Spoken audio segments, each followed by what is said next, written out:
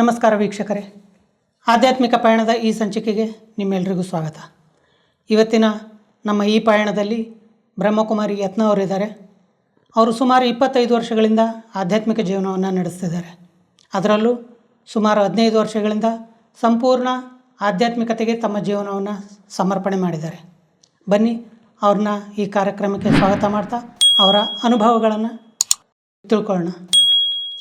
ಅಕ್ಕರೆ, ಈ ಕಾರ್ಯಕ್ರಮಕ್ಕೆ ನಿಮಗೆ ಸ್ವಾಗತ. ಅಕ್ಕರೆ, ನೀವು ಸುಮಾರು 25 ವರ್ಷಗಳಿಂದ ಆಧ್ಯಾತ್ಮಿಕ ಜೀವನವನ್ನು ನಡೆಸ್ತಾ ಇದ್ದೀರಿ. ಈ ಆಧ್ಯಾತ್ಮಿಕ ಜೀವನಕ್ಕೆ ಹೇಗೆ ಬಂದ್ರಿ? ನಾವು ಬಾಲ್ಯದಿಂದಲೇ ಜ್ಞಾನಕ್ಕೆ ಬಂದು, ಅಂದರೆ ನಮ್ಮ ತಂದೆ ತಾಯಿ ತುಂಬ ಆಧ್ಯಾತ್ಮಿಕ ಜೀವಿಗಳು, ಭಕ್ತಿ ಭಾವನೆ ಹೆಚ್ಚಿತ್ತು. ಸೊ ಇಬ್ಬರು ಕೂಡ ಕಾರ್ಯವ್ಯವಹಾರ ಮಾಡ್ತಿದ್ರು. ಇಬ್ಬರು ಅಫಿಷಿಯಲ್ಸ್ ಆಗಿದ್ದರಿಂದ ತಂದೆ ಬ್ಯಾಂಕ್ ನೌಕರಿಯಲ್ಲಿದ್ದರು, ತಾಯಿ ಬ್ಯಾಂಕ್ ನೌಕರಿಯಲ್ಲಿದ್ದರು. ತಂದೆಯನ್ನು ಕೂಡ ನೌಕರಿ ಮಾಡ್ತಾಯಿದ್ರು, ಸರ್ಕಾರಿ ಸೇವೆಯಲ್ಲೇ ಇದ್ದರು ಕೂಡ ಅವರು. ಹಾಗೆ ಮಧ್ಯಾಹ್ನದ ವೇಳೆ ಹೇಗೆ ಲಂಚ್ ಬ್ರೇಕ್ ಇರುತ್ತೆ, ಆವಾಗ ಅಲ್ಲಿ ಒಂದು ಪ್ರದರ್ಶನಿ ಮೇಳ ಹಾಕಿದರು. ಅಲ್ಲಿ ಬಂದು ಅವರು ಎಲ್ಲವನ್ನು ತಿಳ್ಕೊಂಡಾಗ ಮೊದಲು ಅವರಿಗೆ ತುಂಬ ಹತ್ತಿರವಾಗಿಂತ ಅಟ್ರ್ಯಾಕ್ಟ್ ಮಾಡಿರುವಂಥ ಚಿತ್ರ ಯಾವುದು ಅಂದರೆ, ಗೃಹಸ್ಥದಲ್ಲಿ ನಾವು ಹೇಗೆ ಚಾರಿತ್ರ್ಯ ನಿರ್ಮಾಣ, ಮಕ್ಕಳ ಬಗ್ಗೆ ಚಾರಿತ್ರ್ಯ ನಿರ್ಮಾಣ. ನಾವು ಜ್ಞಾನಕ್ಕೆ ಬಂದಾಗ 12 ವರ್ಷ, ನನ್ನ ತಮ್ಮ ಚಿಕ್ಕವನು, ಅವನಿಗೆ 7 ವರ್ಷ. ಸೊ ಇಬ್ಬರು ಮಕ್ಕಳು ಬೆಳೆಸುವಂಥ ತಂದೆ ತಾಯಿಗಿರುತ್ತೆ, ಚೆನ್ನಾಗಿ ಮಕ್ಕಳಿಗೆ ಪೋಷಣೆ ಮಾಡಬೇಕು, ಬೆಳೆಸಬೇಕು, ಒಳ್ಳೆಯ ಸಂಸ್ಕಾರ ಕೊಡಬೇಕು ಅನ್ನೋಂಥದ್ದು ಇರುತ್ತೆ ಅವ್ರಿಗೆ. ಆ ಕಾರಣದಿಂದಾಗ ಅವ್ರಿಗೆ ಅದು ತುಂಬ ಆಸಕ್ತಿ ಮೂಡ್ತು. ಹಾಗೆ ಎಲ್ಲವ ವಿಚಾರಗಳನ್ನ ತಿಳ್ಕೊಂಬಂದಾಗ ಲಂಚ್ ಬ್ರೇಕ್ ಮುಗ್ದಿದ್ದು ಅವ್ರಿಗೆ ಗೊತ್ತಿಲ್ಲ. ಆಮೇಲಿಂದ ಹೋದರು. ಸಂಜೆ ಎಲ್ಲರೂ ಕರ್ಕೊಂಬರ್ತೀವಿ ಅಂತ ಹೇಳಿಬಿಟ್ಟು ಮನೆಗೆ ಬಂದರು. ಮನೆಗೆ ನಮ್ಮ ತಂದೆ ನಮ್ಮಿಬ್ಬರನ್ನೂ ಎಲ್ಲರನ್ನೂ ಒಟ್ಟಿಗೆ ಕರ್ಕೊಂಡು ಹೋದರು. ನಮ್ಮ ತಮ್ಮ ನಾನು ಇಬ್ಬರು. ಸೊ ಇಬ್ಬರೂ ಒಟ್ಟಿಗೆ ಕರ್ಕೊಂಡು ಹೋದರು. ನಮ್ಮೂರು 4 ಜನ ಒಟ್ಟಿಗೆ ಸಂಜೆ ಹೋದರು. ಅವಾಗ ನಿಮಗೆ ಅಂದಾಜು 12 ವರ್ಷ. 12 ವರ್ಷ. ನಿಮ್ಮ ತಮ್ಮ ನಿಮ್ಮಿಂತ ಚಿಕ್ಕವರು? ಹಾಂ, ಹೌದು. ನಿಮ್ಮ ತಂದೆ ತಾಯಿ ಇಬ್ಬರು ಜಾಬಲ್ಲಿದ್ದರು? ಹೌದು. ಆಮೇಲೆ ನಿಮ್ಮ 4 ಜನನೂ ಅದೇ ಪ್ರದರ್ಶನಕ್ಕೆ ಕರ್ಕೊಂಡು ಹೋದ್ರು? ಹಾಂ, ಒಟ್ಟಿಗೆ ಕರ್ಕೊಂಡು ಹೋದರೆ ಸಂಜೆ. ಆವಾಗ ಅಲ್ಲಿರೋವಂಥವ್ರೆಲ್ಲ ಅಕ್ಕಂದರು ಯಾರೆಲ್ಲ ಇದ್ದರು ಅವರೆಲ್ಲರೂ ಕೂಡ ನಮ್ಮನ್ನು ಭಾಳ ಪ್ರೀತಿಯಿಂದ ಮಾತಾಡ್ಸಿದ್ರು. ಮತ್ತು ಅಲ್ಲಿಂದ ಶಿಬಿರ ನಡೀತಾ ಇತ್ತು. ಸೊ ಅವ್ರು ಶಿಬಿರನ ಅಟೆಂಡ್ ಮಾಡಿದ್ರು. ಅವತ್ತು ಕೊನೆ ದಿನ ಆಗಿತ್ತು ಅದರದ್ದು. 4 ದಿನ ಕೊನೆ ಇತ್ತು. ಸೊ ಅವತ್ತು ಶಿಬಿರ ಅಟೆಂಡ್ ಮಾಡಿ ಆಮೇಲಿಂದ ಮಾರನೇ ದಿನ ಸೇವಾ ಕೇಂದ್ರದಲ್ಲಿ ಜ್ಞಾನ ತಿಳ್ಕೊಳ್ಳುವಂಥ ಇದು ಕಾರ್ಯಕ್ಕೆ ನಿವೃತ್ತ ಆದರು. ಕಂಟಿನ್ಯೂ ಆಯಿತು. ನಿಮ್ಮ ತಾಯಿ ಈ ಜ್ಞಾನ ಪ್ರದರ್ಶನಕ್ಕೆ ಹೇಳಿದ್ರು ಸರಿ, ಆದರೆ ನಿಮ್ಮ ತಂದೆ ಅಷ್ಟು ಸುಲಭವಾಗಿ ಯಾವ ಥರ ಒಪ್ಪಿದ್ರಿ ಇದಕ್ಕೆ ಜೊತೆ ಬರೋಕ್ಕೆ? ಅವರೂ ಎಲ್ಲ ಸಂಜೆ ಕೇಳಿದಾಗ ಅವ್ರಿಗೂ ತುಂಬ ಆಸಕ್ತಿ ಮೂಡ್ತು. ಇವೆಲ್ಲ ತುಂಬ ಬೇಕಾಗಿರುವಂಥ ಜೀವನಕ್ಕೆ, ಯಾಕಂದರೆ ಜಗತ್ತಲ್ಲಿ ನಡೀತಿರುವಂಥ ಪರಿಸ್ಥಿತಿಗಳನ್ನ ನಿಭಾಯಿಸಲಿಕ್ಕೆ ಅಥವಾ ಬೇಕಾಗಿರುವ ಒಂದು ಸನ್ಮಾರ್ಗವನ್ನು ಪಡ್ಕೊಳ್ಳಿಕ್ಕೆ ಬೇಕಾಗಿರುವಂಥ ಜ್ಞಾನ ಅನ್ನುವಂಥದ್ದು ಅವ್ರಿಗೂ ಕೂಡ ಮನವರಿಕೆ ಆಯಿತು. ಆದ್ದರಿಂದ ಅವರು ಕೂಡ ಜ್ಞಾನ ಇಷ್ಟಪಟ್ಟು ಇಬ್ಬರು ಒಟ್ಟಿಗೆ ಬರಲಿಕ್ಕೆ ಪ್ರಾರಂಭ ಮಾಡಿದ್ರು. ಅಲ್ಲ, ಆದ್ರೂ ನಿಮ್ಮ ತಂದೆ ಮೇಲೆ ಒಂದು ಕುಟುಂಬದ ಪರಿವಾರದ ಜವಾಬ್ದಾರಿ ಇತ್ತು. ಅದು ಕುಟುಂಬ ಪರಿವಾರದ ಜವಾಬ್ದಾರಿ ಬಿಟ್ಟು ಈ ಆಧ್ಯಾತ್ಮಿಕ ಜೀವನದ ಕಡೆ ಹೋಗೋಕ್ಕೆ ಇಂಟ್ರೆಸ್ಟ್ ಹೇಗೆ ಬಂತು ಅವ್ರಿಗೆ? ಅಂದರೆ ಈ ಆಧ್ಯಾತ್ಮಿಕ ಜ್ಞಾನ ನಾವಿಲ್ಲಿ ಕಲಿಯುವಂಥದ್ದು ಗೃಹಸ್ಥ, ಮನೆ, ಮಠ, ಪರಿವಾರ, ಜವಾಬ್ದಾರಿ ಎಲ್ಲ ಬಿಟ್ಟು ಇಲ್ಲಿ ಬರುವಂಥದ್ದಲ್ವಲ್ಲ. ಎಲ್ಲವನ್ನ ಇದ್ಕೊಂಡು ನಿಭಾಯಿಸ್ಕೊಂಡು ಹೋಗೋದು ಹೇಗೆ, ಜೀವನವನ್ನು, ಆಧ್ಯಾತ್ಮಿಕ ಜೀವನ ಮತ್ತು ಗೃಹಸ್ಥ ಜೀವನ ಎರಡನ್ನೂ ಬ್ಯಾಲೆನ್ಸ್ ಮಾಡಿಕೊಂಡು ಹೇಗೆ ನಡೆಯುವಂಥದ್ದು, ಅದನ್ನು ಕಲಿಸ್ಕೊಡೋದ್ರಿಂದ ಅವರಿಬ್ಬರಿಗೂ ಕೂಡ ತುಂಬ ಇಷ್ಟ ಆಯ್ತಿದ್ದು. ನಿಮಗೆ ಅವಾಗ ಸುಮಾರು 12 ವರ್ಷ ಅಂತ ಹೇಳಿದ್ರಿ. ಆ ವಯಸ್ಸಲ್ಲಿ ನಿಮಗೆ ಈ ಆಧ್ಯಾತ್ಮಿಕ ಜ್ಞಾನ ಏನು ಅರ್ಥ ಆಯಿತು? ಆವಾಗ ನನಗೇನೂ ಅರ್ಥ ಆಗಿರಲಿಲ್ಲ. ಇಷ್ಟೆಲ್ಲ ಆಳತೆ, ಪರಮಾತ್ಮ ಯಾರು, ಆತ್ಮ, ಇವೇನೂ ಗೊತ್ತಿರಲಿಲ್ಲ ನಮಗೆ. ನಮಗೆ ಇಷ್ಟ ಆಗ್ತಿದ್ದೇನು ಅಂತ ಹೇಳಿದ್ರೆ ಗುಣಗಳ ಬಗ್ಗೆ. ನಾನು ಆಶ್ರಮಕ್ಕೆ ಹೋದಾಗ ಸೇವಾ ಕೇಂದ್ರದಲ್ಲಿ ಒಂದು ಚಿತ್ರ ಹಾಕಿದ್ರು, ದಿವ್ಯ ಗುಣಗಳ ಹೂಮಾಲೆ ಅಂತ. ಅಂದರೆ ಒಂದು ಹೂಗುಚ್ಛದಲ್ಲಿ ಪ್ರತಿಯೊಂದು ಹೂಗಳು, ಆ ಪ್ರತಿಯೊಂದು ಹೂಗಳಲ್ಲಿ ಒಂದೊಂದು ಗುಣಗಳು, ಒಂದು ಶಾಂತಿ, ಕರುಣೆ, ದಯೆ, ಗಾಂಭೀರ್ಯತೆ, ಇವೆಲ್ಲ ಗುಣಗಳ ಹೂಮಾಲೆ. ಆ ಚಿತ್ರ ನಂಗೆ ತುಂಬ ಇಷ್ಟ ಆಗ್ತಿತ್ತು. ಅದೇನಂತ ಗೊತ್ತಿಲ್ಲ, ಅದು ಚಿತ್ರ ನೋಡೋದು ತುಂಬ ಆಕರ್ಷಣೆ ಏನು. ಮತ್ತು ಎಲ್ಲರೂ ಆ ಚಿಕ್ಕ ವಯಸ್ಸಾಗಿದ್ದರಿಂದ ಹೈಸ್ಕೂಲ್ ಲೆವೆಲ್ಗೆ ನೆಕ್ಸ್ಟ್ ಹೋಗುವಂಥದ್ದು. ಆವಾಗ ಸ್ವಲ್ಪ ಬುದ್ಧಿ ವಿಕಾಸ ಆಗ್ತಿರುತ್ತೆ. ನನಗೆ ಇಷ್ಟ ಆಗ್ತಿದ್ದೇನೆಂದ್ರೆ ಸ್ಕೂಲಲ್ಲಿ ಎಲ್ಲ ಮಕ್ಕಳು ನನ್ನನ್ನು ಖುಷಿಯಿಂದ ಮಾಡಬೇಕು, ಅಂದರೆ ನಾನು ಎಲ್ರಿಗೂ ಇಷ್ಟ ಆಗಬೇಕು. ಅದು ತುಂಬ ಇತ್ತು. ಎಲ್ಲದರಲ್ಲಿ, ಎಲ್ಲ ಫೀಲ್ಡಲ್ಲೂ ನಾನು ಫಸ್ಟ್ ಬರಬೇಕು. ಕಾಂಪಿಟೇಷನ್ಸ್ ಮಾಡಿದ್ರು ಕೂಡ ಅದೊಂದು ಸ್ಪರ್ಧಾತ್ಮಕ ಮನೋಭಾವನೆ ಇತ್ತು. ಸೊ ಎಲ್ಲರೂ ಇಷ್ಟಪಡ್ಬೇಕಾದ್ರೆ ಬೇಕಾಗಿರೋದೇನು, ಪರಮಾತ್ಮನ ಮಹಾವಾಕ್ಯಗಳಲ್ಲಿ ನಾವು ಕೇಳ್ತಿದ್ವಿ, ಗುಣಗಳಿರಬೇಕು. ಗುಣ ಇದ್ದರೆ ಎಲ್ಲರೂ ಇಷ್ಟಪಡ್ತಾರೆ ನಮ್ಮನ್ನು. ಸೊ ಹಾಗೆ ಅದನ್ನು ಅಳವಡಿಸ್ಕೊಳ್ಬೇಕು ಅನ್ನೋಂಥದ್ದು ಒಂದು ಮನವರಿಕೆ ಇತ್ತು. ಬೇರೆ ಇನ್ನೇನು ಜ್ಞಾನ ಗೊತ್ತಾಗ್ತಿರ್ಲಿಲ್ಲ, ಆದರೆ ಗುಣಗಳಿದ್ದಾಗ ಎಲ್ಲರೂ ಇಷ್ಟಪಡ್ತಾರೆ. ಖುಷಿಯಿಂದಿರೋರ ಹತ್ರ ಎಲ್ಲರೂ ಹೋಗ್ತಾರೆ, ಬೇಜಾರಾಗೋರ ಹತ್ರ ಯಾರೂ ಹತ್ರ ಹೋಗಲ್ಲ. ಖುಷಿಯಿಂದ ಇರೋದು ಅಂದರೆ ಹೂ ಕೊಡೋವಂಥದ್ದು, ಇಲ್ಲದ ದುಃಖ ಕೊಡೋದು, ಬೈಯೋದು, ಮಾತಾಡೋದು ಅಂದರೆ ಮುಳ್ಳು ಚುಚ್ಚೋದು ಅನ್ನೋವಂಥದ್ದು ಅದು ನಮಗೆ ಅವಾಗ ಅರ್ಥ ಆಗ್ತಿತ್ತು ಅಷ್ಟೇ. ಮತ್ತು ಎಲ್ಲ ಅಕ್ಕಂದರು ಸಹೋದರರೆಲ್ಲ ಅಲ್ಲಿ ಹೋದಾಗ ಭಾಳ ಪ್ರೀತಿಯಿಂದ ಮಾತಾಡ್ಸೋರು, ಪ್ರಸಾದ ಕೊಡೋರು, ಅದು ತುಂಬ ಖುಷಿ ಆಗ್ತಿತ್ತು ಇವ್ರನ್ನ. ಬಹುಶಃ ಗುಣಗಳು ಅನ್ನೋದು ಹೂವಲ್ಲಿರೋ ಸುಗಂಧದ ಥರ, ಅದು ಎಷ್ಟು ಅದ್ರ ತನ್ನ ಸುತ್ತಮುತ್ತ ಇರೋ ಎಲ್ರಿಗೂ ತನ್ನ ಸುವಾಸನೆಯನ್ನು ಕೊಡ್ತಾ ಇರುತ್ತೆ.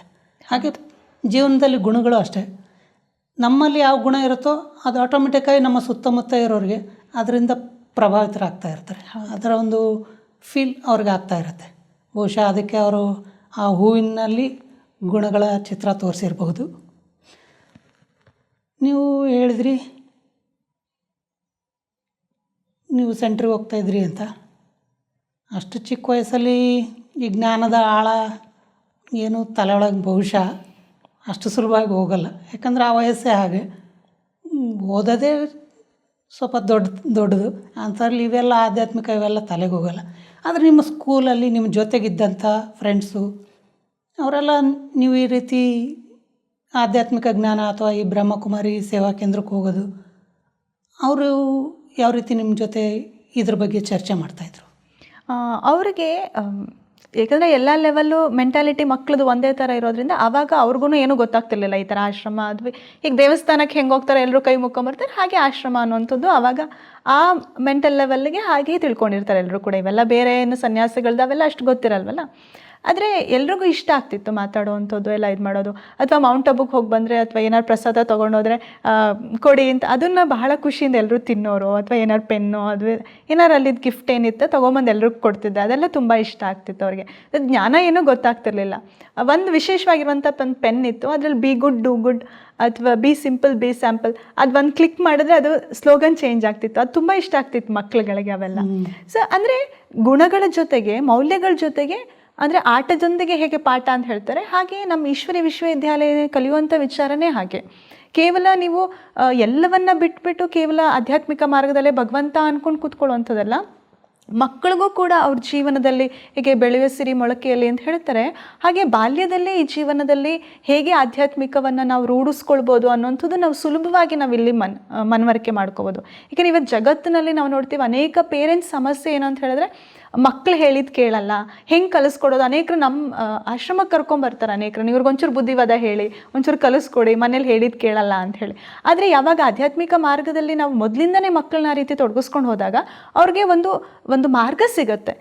ಸರಿ ಯಾವುದು ತಪ್ಪು ಯಾವುದು ಅನ್ನೋಂಥದ್ದು ಒಂದು ಲೈನ್ ಹೇಳ್ಕೊಳ್ಳೋವಂಥದ್ದು ಅವ್ರಿಗೆ ಸ್ಪಷ್ಟವಾಗ್ತಾ ಹೋಗುತ್ತೆ. ಬಹುಶಃ ಈ ವಿಷಯದಲ್ಲಿ ಮಕ್ಕಳನ್ನು ಆಧ್ಯಾತ್ಮಿಕ ದಾರಿಯಲ್ಲಿ ಕಳಿಸೋದಕ್ಕಿಂತ ಮುಂಚೆ ಪೇರೆಂಟ್ಸೇ ಸ್ವತಃ ಆ ದಾರಿಯಲ್ಲಿ ನಡೆದ್ರು ಅಂದರೆ ಮಕ್ಕಳು ಅವ್ರನ್ನ ಆಟೋಮೆಟಿಕಾಗಿ ಫಾಲೋ ಮಾಡ್ತಾರೆ. ಹಾಂ, ಆದರೆ ಇವತ್ತಿನ ಅನೇಕರು ನಾವು ನೋಡುವಂಥದ್ದು ಏನು ಅಂತ ಹೇಳಿದ್ರೆ ಪೇರೆಂಟ್ಸ್ ಬರ್ತಾರೆ ಇಲ್ಲಿಗೆ ಮಕ್ಕಳ ಬಗ್ಗೆ ತಿಳ್ಕೊಳ್ಳೋದೇನೆಂದರೆ ಇಷ್ಟು ಚಿಕ್ಕ ವಯಸ್ಸಲ್ಲಿ ಅವ್ರಿಗೆಲ್ಲ ಏನಕ್ಕಿಂತದ, ಆಮೇಲೆ ಓದಾದ್ಮೇಲೆ ಬಂದು ತಿಳ್ಕೊಳ್ಳಿ ಅಂತ ಹೇಳಿ. ಆದರೆ ಅದು ದೊಡ್ಡ ತಪ್ಪು. ಎರಡನ್ನೂ ಕಲಿಸ್ಕೊಡ್ಬೇಕು ನಾವು. ಮಕ್ಕಳು ಅಂತ ಹೇಳಿ ಸುಮ್ಮನೆ ಮೂಲೆ ಕೂರಿಸ್ಕೊಡೋ ಅಂಥದ್ದಲ್ಲ, ಅಥವಾ ಪ್ರಪಂಚದಲ್ಲಿ ಏನು ಕಲಿಸ್ಕೊಡ್ಬೇಕು ಅದನ್ನು ಮಾತ್ರ ಕಲಿಸೋವಂಥದ್ದಲ್ಲ. ಎರಡನ್ನೂ ಕೂಡ ನಾವು ಕಲಿಸ್ಕೊಡ್ತಾ ಹೋಗ್ಬೇಕು, ಎರಡನ್ನೂ ತಿನ್ನಿಸ್ಬೇಕು. ಈಗ ಬರೀ ಹಸಿ ತಿನ್ನಿಸೋದಲ್ಲ ಅಥವಾ ಬರೀ ಬೇಯಿಸಿ ತಿನ್ನಿಸೋದಲ್ಲ, ಎರಡನ್ನೂ ಬೇಕು. ಸೊ ಆ ಬ್ಯಾಲೆನ್ಸನ್ನು ನಾವಿಲ್ಲಿ ಕಲಿತಾ ಹೋಗ್ತೇವೆ. ನಿಮ್ಮ ಸ್ಕೂಲಲ್ಲಿ ನಿಮ್ಮ ಜೊತೆಗಿದ್ದ ಮಕ್ಕಳಿಗಂತೂ ಗೊತ್ತಾಗ್ತಿದ್ದಿಲ್ಲ ಸರಿ, ಬಾಕಿ ನಿಮ್ಮ ಸ್ಕೂಲಲ್ಲಿರೋ ಟೀಚರ್ಸ್ಗಳಿಗಂತೂ ಗೊತ್ತಾಗುತ್ತೆ ಇದು ಈ ವಯಸ್ಸಲ್ಲಿ ಈ ಮಗು ಈ ರೀತಿ ಆಧ್ಯಾತ್ಮಿಕ ದಾರಿಯಲ್ಲಿ ಹೋಗೋದು ತಪ್ಪು ಅಂತ ಅವ್ರಿಗೆ ಅನಿಸಿರುತ್ತೆ. ಅವರು ನಿಮ್ಗೆ ಯಾವ ರೀತಿ ರಿಯಾಕ್ಟ್ ಮಾಡ್ತಾಯಿದ್ರು ಈ ವಿಷಯದಲ್ಲಿ? ಯಾಕಂದರೆ ಟೀಚರ್ಸು ಕೂಡ ಇಷ್ಟ ಆಗ್ತಿತ್ತು. ಯಾಕಂದರೆ ಬೇರೆ ಮಕ್ಕಳಿಗಿಂತ ಇವರಲ್ಲಿ, ಯಾಕಂದರೆ ಪ್ರತಿಯೊಬ್ಬರು ಬಯಸೋದೇನು ಒಳ್ಳೆ ಗುಣ ಇರಬೇಕು, ಒಳ್ಳೆ ನಡವಳಿಕೆ ಇರಬೇಕು, ಹೇಳ್ದಂಗೆ ಕೇಳಬೇಕು, ಒಂದು ಸತ್ಯವಾಗಿರಬೇಕು, ಖುಷಿಯಿಂದ ಇರಬೇಕು, ಒಂದು ಶಿಸ್ತನ್ನು ಜೀವನದಲ್ಲಿ ಅಳವಡಿಸ್ಕೊಳ್ಬೇಕು ಅನ್ನೋಂಥದ್ದೇ ಎಲ್ರಿಗೂ ಇರುತ್ತೆ. ಸೊ ಅದರಿಂದ ಪೇರೆಂಟ್ಸು ಟೀಚರ್ಸು ಕೂಡ ಅದನ್ನು ಮಕ್ಕಳಲ್ಲಿ ಗುರುತಿಸಿದಾಗ ಅವರು ಇನ್ನೂ ಖುಷಿ ಪಡ್ತಾರೆ ಹೊರತಾಗಿ ಯಾಕೆ ಒಳ್ಳೆ ದಾರಿಗೆ ಹೋಗ್ತಿದ್ದಾರೆ ಅಂದಾಗ ಯಾರೂ ತಡೆ ಹಾಕೋಲ್ವಲ್ಲ. ಆದರೆ ಕೆಲವರು ಆಡ್ಕೋತಿದ್ರು ಈಗ ಸ್ಕೂಲಲ್ಲಿ ಅಂತಲ್ಲ, ಕಾಲೇಜ್ ಲೆವೆಲ್ಗೆ ಯಾವಾಗ ಹೋಗ್ತೀವಿ ಅವಾಗ ಅನೇಕರು ಫ್ರೆಂಡ್ಸ್ ಜೊತೆ ಸರ್ಕಲ್ ಇರೋರೇ ಎಲ್ಲ ಆಡ್ಕೊಳ್ಳೋರು, ಓಂ ಶಾಂತಿ ಅಂತ ಹೇಳಿ ಆಡ್ಕೊಳ್ಳೋರು.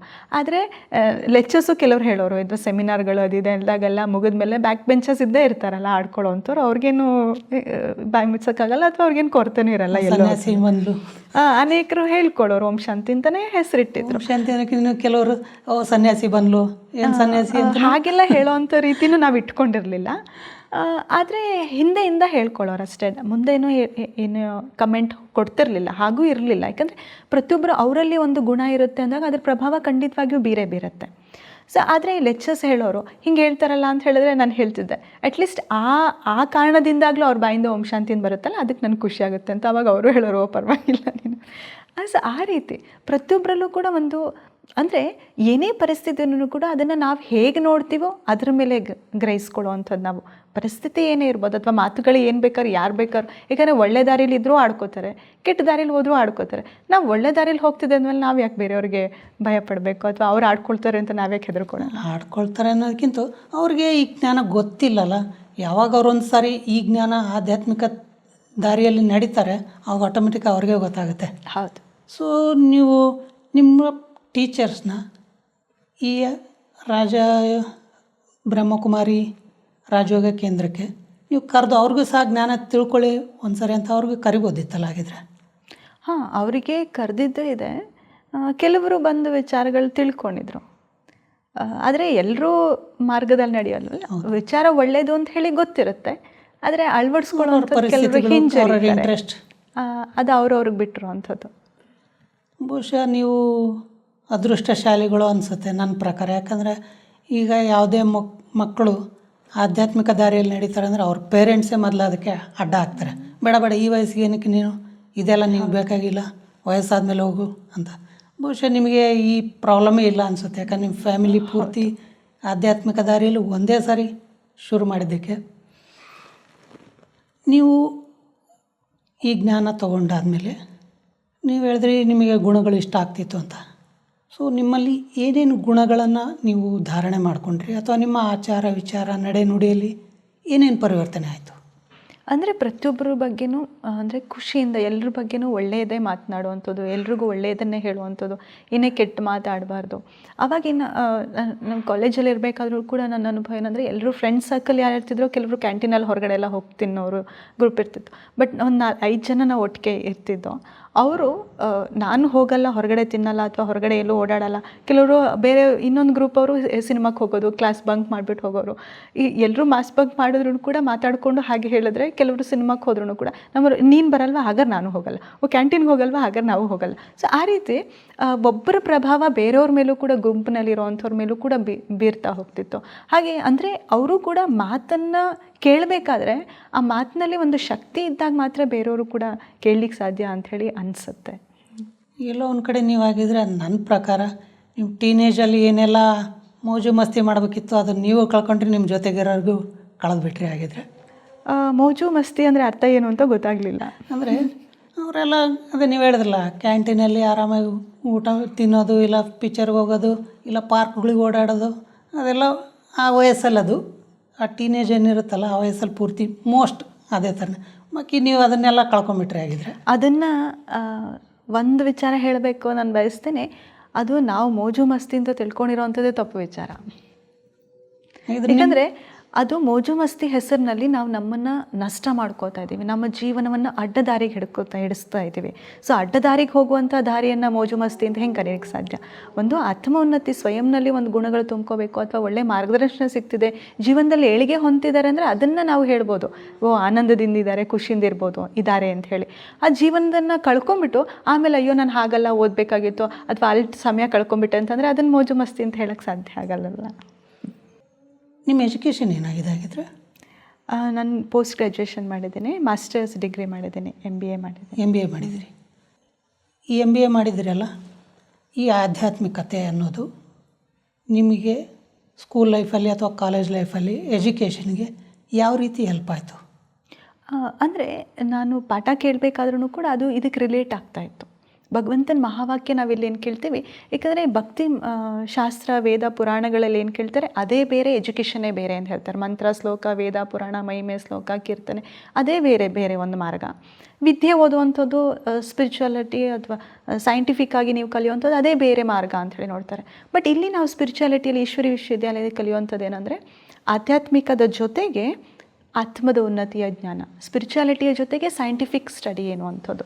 ಅಂದರೆ ಸ್ಪಿರಿಚುವಾಲಿಟಿ ಅನ್ನುವಂಥದ್ದೇ ನಮ್ಮ ಒಂದು ಸೈಂಟಿಫಿಕ್ ವೇಯಲ್ಲಿ ಹೇಗೆ ಕಲಿಯುವಂಥದ್ದು ಅಂತ ತಿಳ್ಕೊಳ್ತಾ ಹೋಗಿದ್ರಿಂದ ಅದನ್ನು ನಾನು ಇದಕ್ಕೆ ರಿಲೇಟ್ ಮಾಡಿಕೊಂಡು ಸೈಂಟಿಫಿಕ್ಕಾಗಿ ಕಲಿತಾ ಹೋಗ್ತಿದ್ದದ್ದು. ಇವನ್ ಮ್ಯಾನೇಜ್ಮೆಂಟ್ ಕೋರ್ಸಲ್ಲೂ ಕೂಡ ನಾವು ಕಲಿತಾ ಹೋಗ್ಬೇಕಾದ್ರೆ ಮ್ಯಾನೇಜ್ಮೆಂಟ್ ಅಂತ ಹೇಳಿದ್ರೆ 4 M's ಅಂತ ಹೇಳ್ಕೊಳ್ತಾರೆ, ಮೆನ್, ಮನಿ, ಮೆಟೀರಿಯಲ್ ಆ್ಯಂಡ್ ಇದು ಅಂತ ಹೇಳಿ.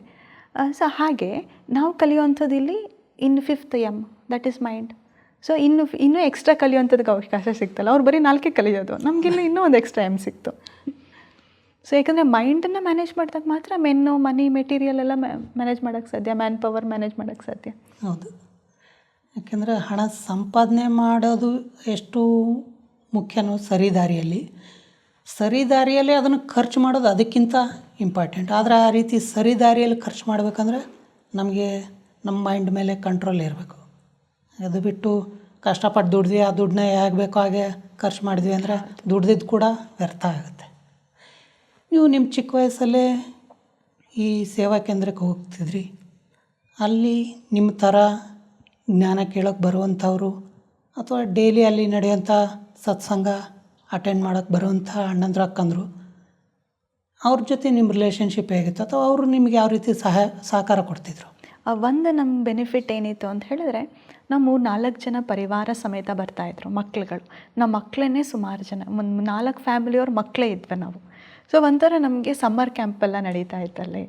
ಸಂಜೆ ಎಲ್ಲರೂ ಕೂಡ ಮಕ್ಕಳು ಸೇರಿದಾಗ ಇನ್ನೂ ಖುಷಿಯಲ್ಲ, ಏನೋ ದೊಡ್ಡವ್ರು ಮಾತ್ರ ವಯಸ್ಸಾಗಿರೋರು ಹೋಗಿದ್ದಾರೆ, ಮಕ್ಕಳೇ ಬೇರೆ ಅಂತಂದರೆ ಅದು ಒಂಥರ ಇರ್ತಿತ್ತು. ಸೊ ನಮ್ಮ ಮಕ್ಕಳೇ ಇರ್ತಿದ್ರಿಂದ ನಮ್ಮ ಮಕ್ಕಳಿಗೆ ಸಪ್ರೇಟಾಗಿ ಮೌಲ್ಯ ಶಿಕ್ಷಣಗಳು ಮತ್ತು ಸಂಜೆ ಯೋಗದ ತರಬೇತಿಗಳು, ಮೆಡಿಟೇಷನ್ ಕ್ಲಾಸಸ್ಸು ಅವೆಲ್ಲ ಸಂಜೆ ಎಲ್ಲ ಇರ್ತಿದ್ದರಿಂದ ನಮಗೊಂಥರ ಖುಷಿ ಆಗ್ತಿತ್ತು. ಅಲ್ಲಿ ಎಲ್ಲರ ಜೊತೆ ಸೇರ್ಕೊಂಡು ಮತ್ತು ಮಕ್ಕಳೆಲ್ಲ ಸೇರಿಕೊಂಡು ಪಿಕ್ನಿಕ್ ಥರ ಅಲ್ಲೂ ಹೋಗಿ ಆಧ್ಯಾತ್ಮಿಕ ಆಧಾರದ ಮೇಲೆ ಗೇಮ್ಸ್ ಎಲ್ಲ ಆಡುವಂಥದ್ದು.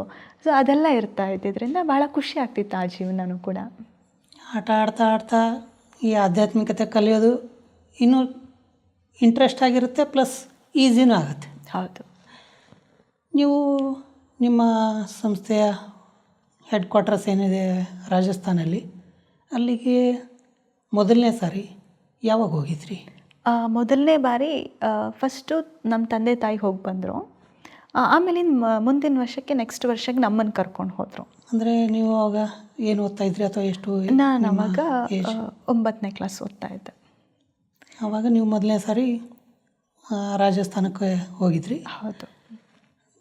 ಅಲ್ಲಿ ಆ ಹೆಡ್ ಕ್ವಾರ್ಟರ್ಸ್ ಅಂಥ ಭೂಮಿಯನ್ನು ನೋಡಿ ನಿಮಗೆ ಏನು ಅನ್ನಿಸ್ತು ಆ ವಯಸ್ಸಲ್ಲಿ? ಆವಾಗ ನಾವು ನೋಡಿದ ತಕ್ಷಣ ಅವಾಗೆಲ್ಲ ನಮ್ಮ ಸಂಸ್ಥೆ ಮುಖ್ಯಸ್ಥರು ಯಾರಿದ್ರು, ಆವಾಗ ಪ್ರಕಾಶ್ ಮಣಿ ದಾದಿ ಅಂತ ಹೇಳಿದ್ರು, ಸಂಸ್ಥೆ ನಡೆಸಿದ್ದು. ಅವರನ್ನೆಲ್ಲ ನೋಡುವಂಥ ಒಂದು ಭಾಗ್ಯ ಸಿಕ್ತು. ಮತ್ತು ಅವರು ಅಷ್ಟು ದೊಡ್ಡ ಸಭೆಯಲ್ಲಿ ಎಲ್ಲರನ್ನೂ ಬಂದು ಹೇಗೆ ವಿಚಾರಿಸ್ಕೊತಾ ಇದ್ರು, ಪ್ರತಿಯೊಬ್ಬರನ್ನು ಕೂಡ ಕೇಳ್ತಾಯಿದ್ರು ಅವರು, ನಿಮಗೆಲ್ಲ ವ್ಯವಸ್ಥೆ ಆಗಿದೆ, ನೋಡಲಿಕ್ಕೆ 25,000 ಜನ ಇದ್ದಾರೆ, ಆದರೆ ಯಾರೊಬ್ರಿಗೂ ಕೂಡ ನಾವು ಯಾರೋ ಬಂದಿದ್ದೀವಿ, ನಮ್ಮನ್ನು ಯಾರು ವಿಚಾರಿಸ್ಕೋತಾರೆ ಇಲ್ಲಿ ಅಂತ ಒಬ್ರಿಗೂ ಅನ್ನಿಸ್ತಿರ್ಲಿಲ್ಲ. ಎಲ್ರಿಗೂ ಅನ್ನಿಸ್ತಿದ್ರೆ ನನ್ನನ್ನು ವೈಯಕ್ತಿಕವಾಗಿ ಅವ್ರನ್ನ ಮಾತಾಡಿಸ್ತಿದ್ದಾರೆ, ವಿಚಾರಿಸ್ಕೋತಿದ್ದಾರೆ ಅಂತ ಎಲ್ರಿಗೂ ಅನ್ನಿಸ್ತಿತ್ತು. ಅಷ್ಟು ಖುಷಿ, ಅಷ್ಟು ಪ್ರೀತಿ, ಒಂದು ನಿಸ್ವಾರ್ಥವಾಗಿರುವಂಥ ಒಂದು ಮನೋಭಾವನೆ ಏನಿದೆಯಲ್ಲ. ಮತ್ತು ಅಲ್ಲಿ ವಾತಾವರಣ, ಯೋಗದ ವಾತಾವರಣ, ಅದು ನಮಗೆ ಖುಷಿ ಆಗ್ತಿತ್ತು. ಏಕೆಂದರೆ ಅಲ್ಲಿ ನಮ್ಮ ಸೇವಾ ಕೇಂದ್ರಕ್ಕೆ ಹೋಗಬೇಕಾದ್ರೇ ನಮಗೆ ಸಂಜೆ ಯೋಗ ಇರ್ತಿದ್ರಿಂದ ಯೋಗದಲ್ಲಿ ವಿಶೇಷ ಆಸಕ್ತಿ ಇತ್ತು.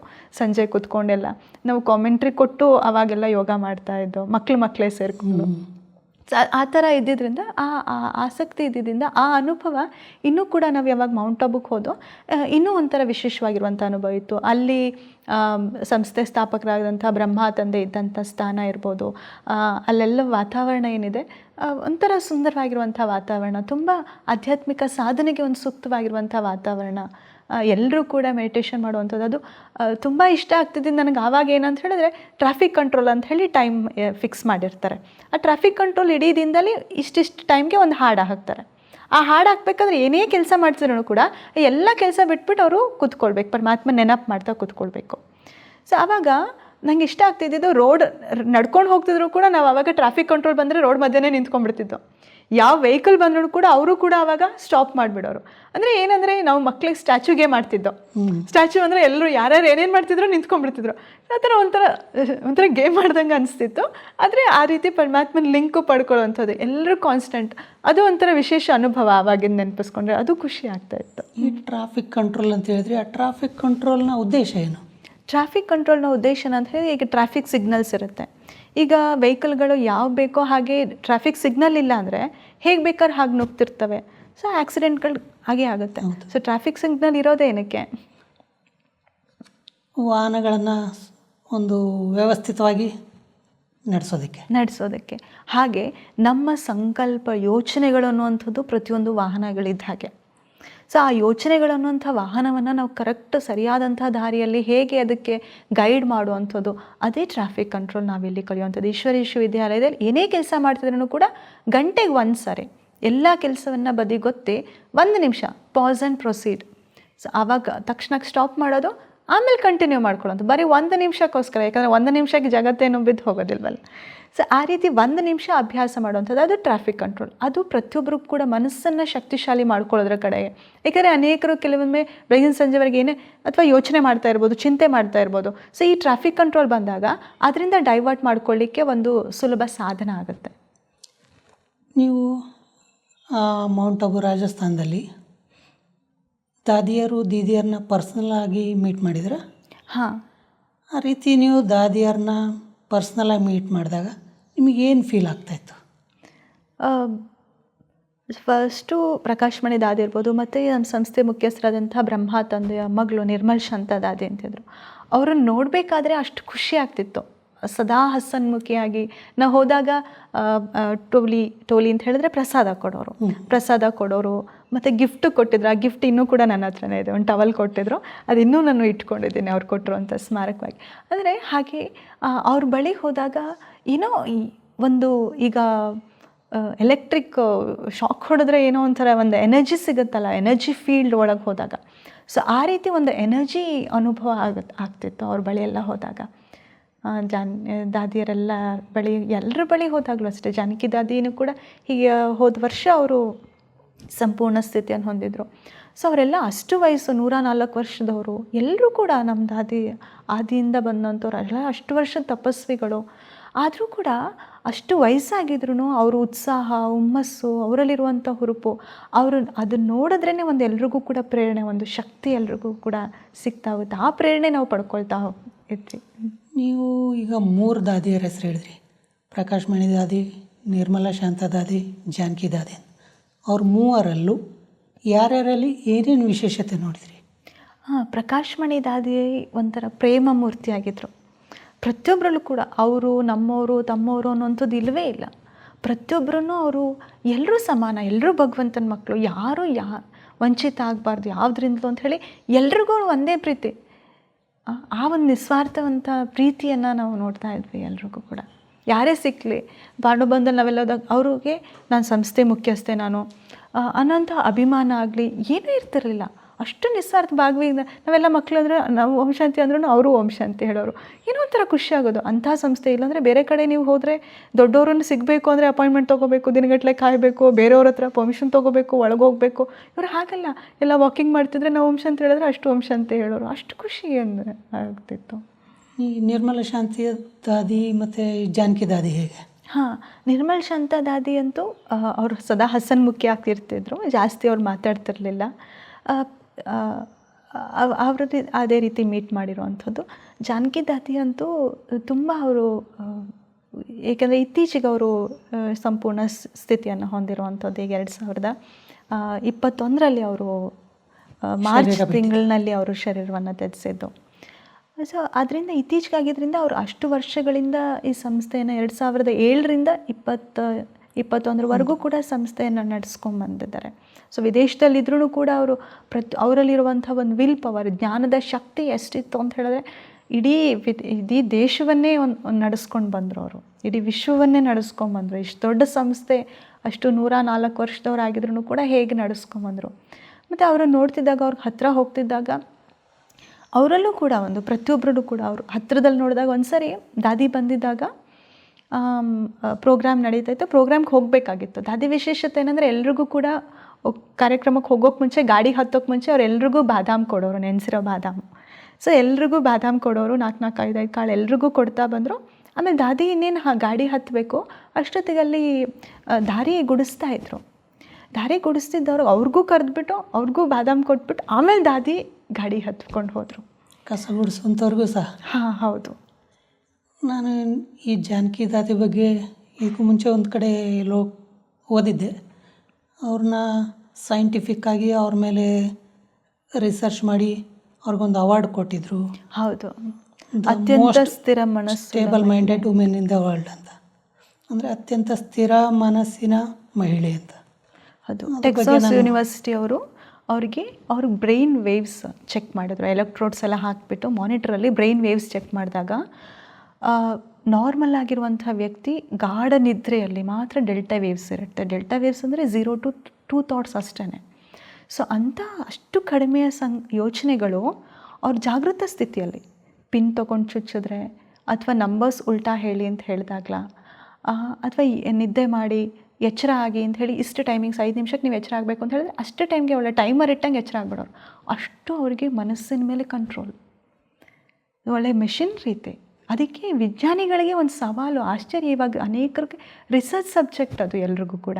ಯಾಕೆಂದರೆ ಇಂಥ ಮನುಷ್ಯರು ಇರೋಕ್ಕೆ ಸಾಧ್ಯನ? ಮನಸ್ಸಿನ ಮೇಲೆ ಇಷ್ಟೊಂದು ಹತೋಟಿ ಹೇಗೆ ಪಡ್ಕೊಳ್ಳೋಕ್ಕೆ ಸಾಧ್ಯ? ಈಗ ಭಗವಂತ ಕಲಿಸ್ಕೊಡುವಂಥ ರಾಜಯೋಗದ ಅಭ್ಯಾಸದಿಂದ ಮಾತ್ರ ನಾವು ಅಂಥ ಸ್ಥಿತಿಯನ್ನು ತಲುಪಲಿಕ್ಕೆ ಸಾಧ್ಯ.